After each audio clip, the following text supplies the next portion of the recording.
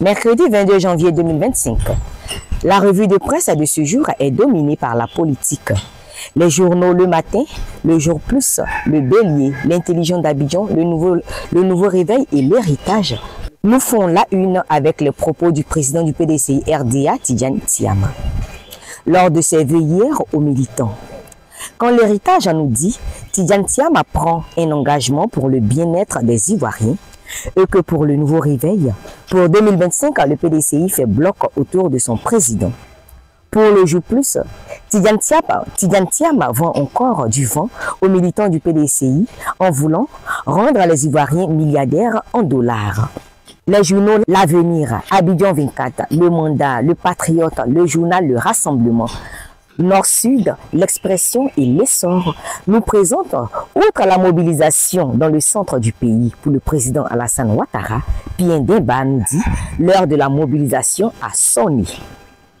Ces journaux nous présentent aussi les rencontres du Premier ministre Robert Begré-Mambé. L'Expression nous dit dépollution de la lagune Ébrié, Begré-Mambé et une délégation de la mairie de Paris explorent des pistes.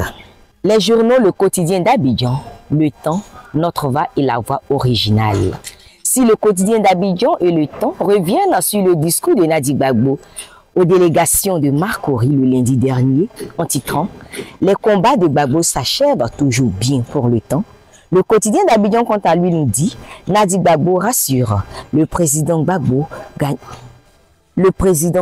sera sur la liste électorale. Nous allons gagner la présidentielle de 2025. » Le Canard déchaîné, lui, est plutôt revenu sur le discours du président Laurent Gbagbo aux assises des femmes du PPACI le 11 janvier dernier.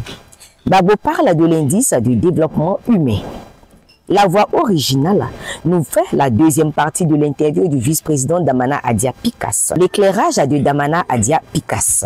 L'Inter et Soir Info nous font le récit des propos de Stéphane Kipré. Pour l'Inter, personne ne peut empêcher Gbagbo d'être notre candidat.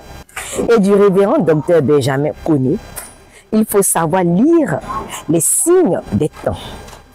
Les politiciens mettez balle à terre.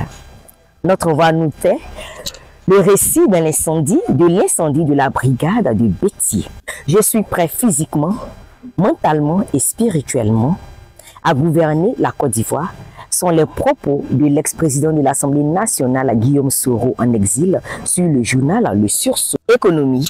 Fraternité Matin nous dit indicateur économique, lui et moi salue les records ivoiriens. C'est tout pour aujourd'hui. Merci de nous avoir suivis.